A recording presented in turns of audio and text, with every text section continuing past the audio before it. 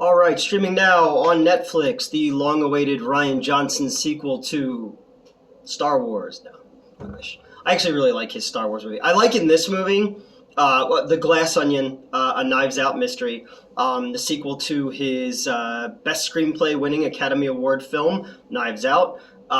He basically Edward Norton's character essentially addresses the audience and talks about breaking the disruptors is what their group's called, about disrupting the system and giving people what they really want, but it's not really what they want. It's great because he's basically just fucking talking shit to all the people who talk shit about Star Wars. Yeah, so the first movie was a fantastic whodunit, a great ensemble piece in the style of Agatha Christie. Very complex story, sharp dialogue, great actors unraveling this mystery with James Bond as Blanc, this Southern gentleman, one of the greatest detectives in history. And it's funny in this one, he's on a Zoom call because the whole thing takes place during COVID. He's on a Zoom call with like other great detectives, and Angela Lansbury's on one of them, who just passed away in October, unfortunately. But this one is another great cast. You've got Batista, you've got Edward Norton, you've got Agatha from WandaVision, you've got Kate Hudson, who is Goldie Hawn and not Kurt Russell's daughter, but he raised her as his daughter. She's fantastic in Almost Famous, if you've never seen that movie before. But this is another one. It's great cast. Everyone is so sharp, bringing the dialogue alive. It's set on a private island. So you're left in the beginning when they get on the boat with the thought this is going to be Murder on the Orient Express, kind of, Death on the Nile kind of vibe. Because they did that movie last year with like Wonder Woman and all that. But this one works so well because the title is everything. The Glass Onion. Yes, it's a Beatles song. I was waiting to hear if the song would be used in the movie. It is over the end credits. But it's layered and on the outside, but hollow on the inside. And that's what this story is. You begin with, and I'm spoiler free. I don't want to ruin this because it's awesome when you finally figure it out how simple everything is. Everyone there's a bunch of eccentric people, a former model who's in massive trouble because, she said some things on Twitter and she appeared in blackface as a tribute to Beyonce. You've got this kind of former Twitch guy who got kicked off, and now he's a men's rights speaker, and he was selling rhino boner pills to teenagers with his girlfriend, who's like a beautiful idiot. Well, like everybody in this movie is a beautiful idiot. You have a scientist, and you have a woman running for Congress, and all these people don't fit together. There's no reason why these folks would be together. And they each receive a box, and it's a sealed box, and they work all on a phone call on how to open it, solve the mystery. Pops open, and they're all brought to it. All is an invitation to be brought to Edward Norton, who's this kind of wannabe hippie tech bro, every year they get together and they go to his different place, and they get together.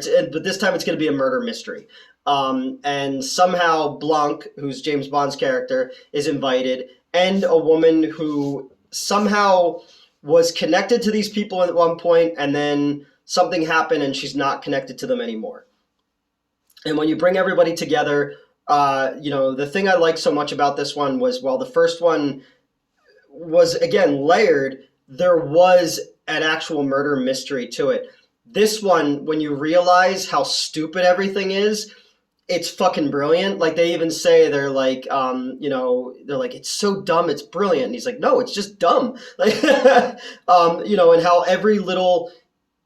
how blunt everything is when it actually starts to come undone, and how just, vain everyone is. And Blanc is there looking for this deep mystery. And when they were playing the mystery game in the beginning, he literally solves it like that. Like, you're like watching it and going, okay, well, the movie's over now. before the actual mystery kicks in as to double crossing and who backed who because of, different situations. Kate Hudson's character, when COVID happened, she started producing sweatpants and became huge because everybody's at home in sweatpants. But she thought that a sweatshop was a place where they made sweatpants because she's a fucking idiot.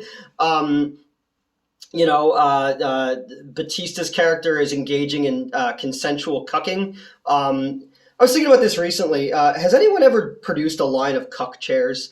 There's always like that extra chair in a hotel room. Like someone should put their fucking name on that and be like, I'm marketing cuck chairs. Because I've known my share of cucks in my day.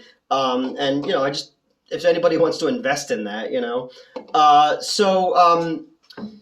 Yeah, I thought this was great. I thought that the dialogue was so snappy and smart, but also in a really dumb, over the top way, because everyone is elevated in this movie to a place where they're broader in this version. I loved it in the flashback scenes. When we get to the middle of the movie, it stops, and then we're introduced to the backstory and what's really going on, and seeing things from other people's perspective, kind of like Back to the Future 2, to kind of start to fill in the gaps. And Blanc is just confounded by this. He can't understand why the pieces aren't fitting together. But again, once you step back from it and you actually see what's going on, it's staring you in the face the entire fucking time. Even they have the original Mona Lisa is on the island, and they basically spell out what's going to happen, but you have to wait for that. So if you're looking for like this deeper meaning to anything, it's not there. And that's what I thought was so funny about it. But I love in the flashback sequence that Ed Norton's character is essentially dressed as Tom Cruise in Magnolia, down to like the hair and the leather straps around his wrist. And it just goes into who these people want people to believe that they are. And that, especially Ed Norton's character, like who he actually is compared to what he wants the world to think he is. And then eventually just Blanc just takes himself out of the equation and goes, go ahead, like this is where we are now, just finish it up.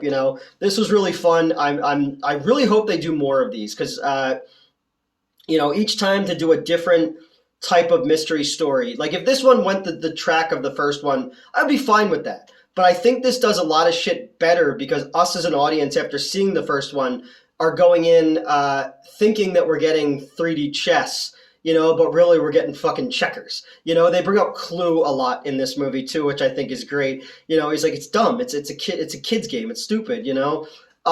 So yeah, this was really great. It's streaming now on Netflix. If you like the first one, if you like a whodunit, if you like a good ensemble movie, I just rewatched. I think I talked about it in another video. Just rewatched The Hateful Eight again, and that's another one that feels like a Agatha Christie.